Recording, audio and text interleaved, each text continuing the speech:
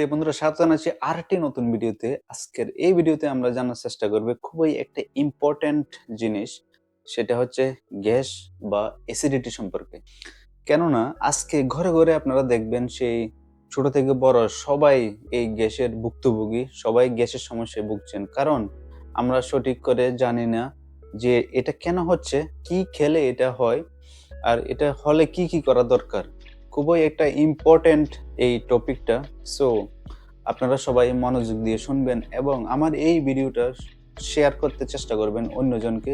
So প্রিয় বন্ধুরা, gas বা অ্যাসিডিটি এই জিনিসটা কিন্তু আমরা নিজেরাই এটাকে তৈরি করছি, অথবা বলতে পারেন নিজেকে এটা অর্জন করছি। কারণ আমাদের লাইফস্টাইল যদি চেঞ্জ হয়, খাবার প্যাটার্ন যদি চেঞ্জ হয়, তাহলে এই গ্যাস বা অ্যাসিডিটির সমস্যা সবারই ঘরে ঘরে হবে। তো আজকে আমি আপনাদেরকে বোঝানোর চেষ্টা করব যে এটা কেন হয় এবং এটা গ্যাস বা অ্যাসিডিটি হলে কি কি করবেন আপনারা। একটু আপনাদেরকে অ্যাওয়ারনেস যেটাকে বলে, আপনাদেরকে একটু সতর্ক করতে চাই যে এটা যদি হয়ে যায় কারো কি কি করতে পারেন। অবশ্যই আমি এই ভিডিওতে সাহায্য নেব আর্টিফিশিয়াল ইন্টেলিজেন্স এআই তে। বিভিন্ন ধরনের টেকনিক্যাল কোশ্চেন করব এবং জানার চেষ্টা করব যে এই গ্যাস সম্পর্কে বা অ্যাসিডিটি সম্পর্কে। তাহলে চলুন শুরু করা যাক আজকের এই ভিডিও। হ্যাঁ জিপিটি, তুমি কি শুনতে পাচ্ছ আমাকে? হ্যাঁ, আমি পুরোপুরি শুনতে পাচ্ছি। তোমার যদি আর কোনো প্রশ্ন থাকে নিঃসংকোচে বলো। ওয়েল, আজকে তো আমার একটা খুব ইম্পর্টেন্ট কোশ্চেন তোমার কাছে করব এবং এটা সম্পর্কে জানার চেষ্টা করব। সেটা হচ্ছে গ্যাস বা অ্যাসিডিটি। তাহলে তুমি কি এটা সম্বন্ধে আমাকে কিছু বলতে পারো? অবশ্যই, গ্যাস বা অ্যাসিডিটির বিষয়ে আমি তোমাকে অনেক কিছু বলতে পারি। তুমি যদি নির্দিষ্ট কোনো প্রশ্ন বা সমস্যার কথা জানতে চাও, আমি সেই অনুযায়ী বিস্তারিতভাবে ব্যাখ্যা করতে পারি।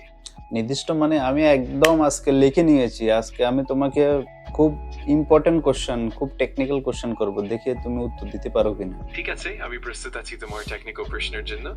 যখন খুশি নির্দ্বিধায় জিজ্ঞাসা করো, আমি সেটিকে উত্তর দেওয়ার চেষ্টা করব। আচ্ছা ওয়েল, আজকের প্রথম কোশ্চেন তোমাকে, এই গ্যাস বা অ্যাসিডিটি সম্পর্কে ছোট একটা ধারণা দাও। এটা কি?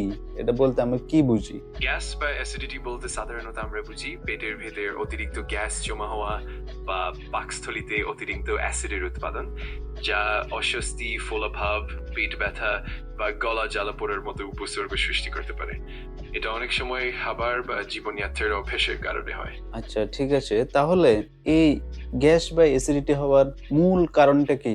গ্যাস বা অ্যাসিডিটির মূল কারণগুলো অনেকটাই ভিন্ন হতে পারে, যেমন অতিরিক্ত মশলাদার বা তেলে ভাজা খাবার খাওয়া, খুব দ্রুত খাওয়া, স্ট্রেস, ধূমপান, অ্যালকোহল ব্যবহার, অথবা কিছু নির্দিষ্ট খাবারের অপেক্ষিক সংবেদনশীলতা। এছাড়াও পেটের অম্লত্ব বাড়া বা পাচন ক্রিয়ার কোনো সমস্যা থাকলেও এই সমস্যাগুলো দেখা দিতে পারে। ওয়েল, তুমি তো অনেকগুলা বলা ফেললে, তাহলে আমাকে এখন ওয়ান বাই ওয়ান জানতে হবে, যাতে আমার যে দর্শক, আমার যে অডিয়েন্স আছে, তারা যাতে ঠিক করে বুঝে। ঠিক আছে? ঠিক আছে, আমি একে একে সহজভাবে ব্যাখ্যা করব যাতে তোমার দর্শকরা ভালো করে বুঝতে পারবে। তুমি যখন প্রস্তুত, আমি ধাপে ধাপে সবকিছু বিস্তারিতভাবে তুলে ধরবো। আচ্ছা, প্রথম কোশ্চেন, বারবার গ্যাস হওয়ার কারণ কি? ঠিক আছে, বারবার গ্যাস হওয়ার পেছনে বেশ কিছু কারণ থাকতে পারে, যেমন দ্রুত খাওয়া, বেশি বাতাস সহ খাবার খাওয়া, শর্করা জাতীয় খাবার বা পানীয়, অথবা কিছু নির্দিষ্ট খাদ্যে অনুচক্রের অসুবিধা। এছাড়াও স্ট্রেস এবং কিছু মেডিকেল কন্ডিশনও এর জন্য দায়ী হতে পারে।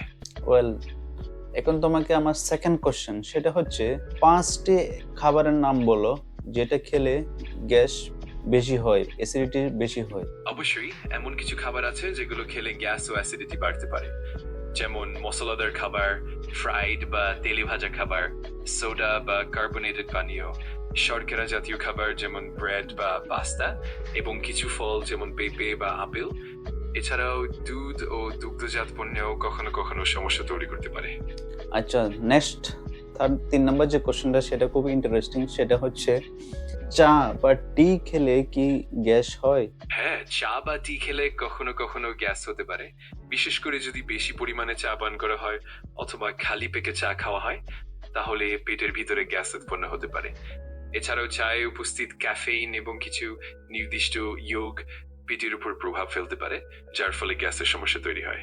ওয়েল, এখন নেক্সট কোশ্চেন, সেটা হচ্ছে, রাতে যদি আমরা দেরি করে খাবার খাই, তাহলে সেটা কি গ্যাস হওয়ার সম্ভাবনা থাকে? হ্যাঁ, রাতের জন্য দেরি করে খাওয়া হলে গ্যাস হওয়ার সম্ভাবনা বাড়ে, কারণ রাতের সময় পেটের পাচন প্রক্রিয়া ধীর হয়ে যায় এবং খাবার পেটের ভেতরে বেশি সময় ধরে থাকে, যা গ্যাস উৎপাদনের কারণ হতে পারে। তাছাড়া রাতে খাবার খাওয়ার পরে শুয়ে পড়লে খাবার সহজে হজম হয় না, ফলে গ্যাসের সমস্যা আরো বেড়ে যায়।